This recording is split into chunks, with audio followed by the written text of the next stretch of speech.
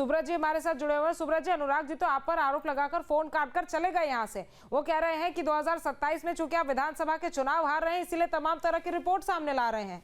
देखो, ये वो बोल रहे हैं जो लगातार हारे हुए हैं। इनको 17 में इतना कितनी जोर से लात मार के जनता ने भगाया था। 22 में इन्होंने पूरी कोशिश की थी, 22 में भी दरवाजा इनके लिए बंद कर दिया था। और 22 में दरवाजा बंद नहीं कर दिया था, दरवाजे में ताला जड़ दिया था, मोटा ताला लगाया है, वो कभी खुलेगा नहीं इनसे। इन समाजवादियों के कारण से ये डेमोग्राफी जो आज प्रभावित हो रही है, एक तो हिंदुओं को बांटने की बात करते हैं और दूसरी ओर किस प्रकार से मुसलमानों के शरणागत हो जाते हैं। तो शायद डिम्पल यादव के से बड़ा कोई उदाहरण नहीं हो सकता। जब एक मौलाना ने उनके लिए आपत्तिजनक बात कही तो आप देखें इनके सबके मुंह सिल गए। और जबकि कोई भी जाति का विषय हुआ होता तो किस प्रकार का ये लोग शोर मचाते। तो कुल मिलाकर ये किस प्रकार के लोग हैं सब इनको जानते हैं। ये कभी बात नहीं करेंगे कश्मीर में डेमोग्राफी क्यों बदली, ये कभी बात नहीं करेंगे असम की, ये कभी बात नहीं करेंगे बांग्लादेश में हिंदुओं के उत्पीड़न की, ये कभी बात नहीं करेंगे पाकिस्तान के में हिंदुओं के उत्पीड़न की। और हिंदुस्तान में हमने जैसा कहा कि हर गांव गली मोहल्ला जहां के ऊपर मुस्लिमों की आबादी अधिक है वहां के ऊपर हिंदू पलायन क्यों करते हैं, ये कभी इसके ऊपर चर्चा नहीं करेंगे। ये नौकरी की बात करेंगे, ये इसकी बात, अरे जो समस्याएं तुम दे गए हो मोदी जी योगी जी मिलकर उनको धीरे धीरे समाधान कर रहे हैं, उनको समाप्त कर रहे हैं। और यह समस्या भी तुम्हारी दी हुई है और इसको भी समाप्त कर रहे हैं। लगभग कर भी दिया, आतंकवाद को जड़ से उखाड़ कर फेंक दिया।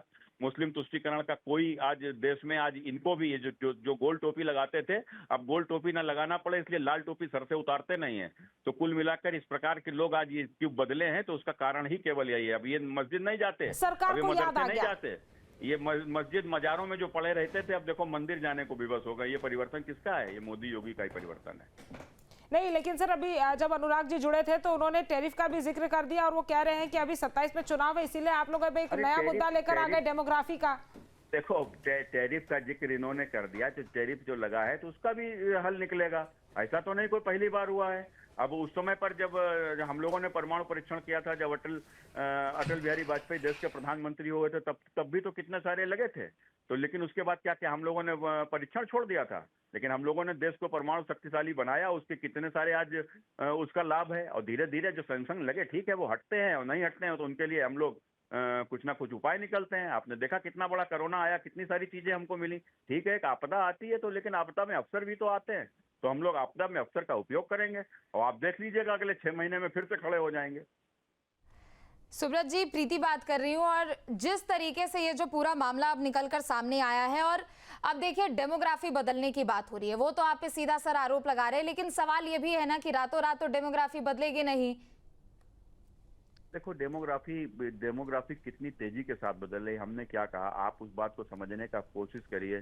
भारत की आजादी के समय पर भारत में जो बंटवारा हुआ था, तो बंटवारे के समय हिंदुस्तान जो हमारा भारत था, भारत में 7% अल्पसंख्यक थे और जो पाकिस्तान था, पाकिस्तान में लगभग 23% अल्पसंख्यक थे।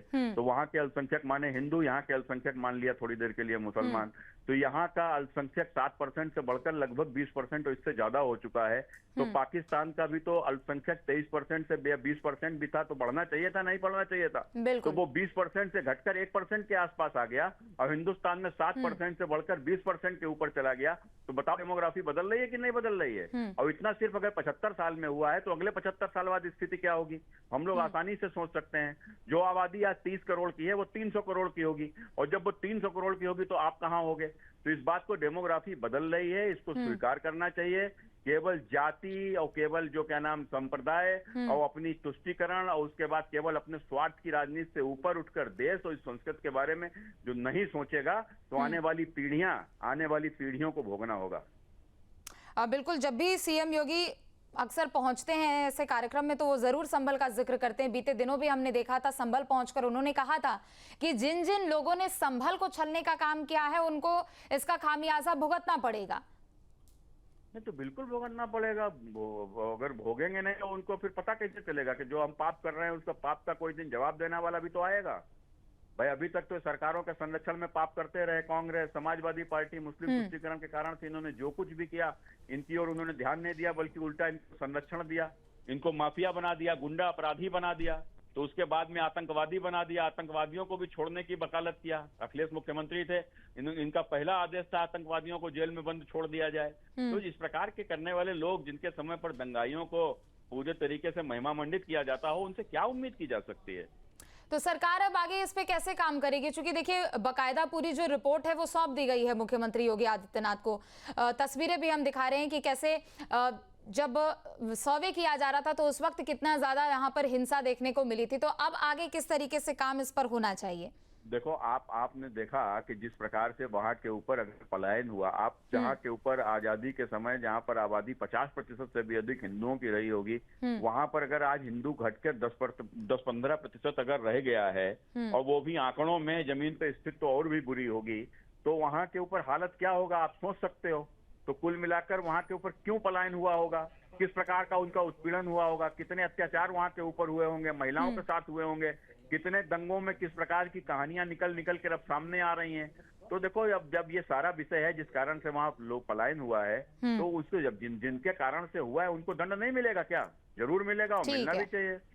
ठीक है, चलिए बहुत शुक्रिया आपका न्यूज स्टेट पर जुड़ने के लिए और बातें रखने के लिए। जहां भक्ति है हर शब्द में, कथाओं में छिपे हैं दिव्य रहस्य और ज्योतिष देता है जीवन को दिशा। धर्म से जुड़ी हर बातों को जानने के लिए हमारे चैनल स्तुति को सब्सक्राइब करें। चैनल पर जाने के लिए इस लिंक पर क्लिक करें।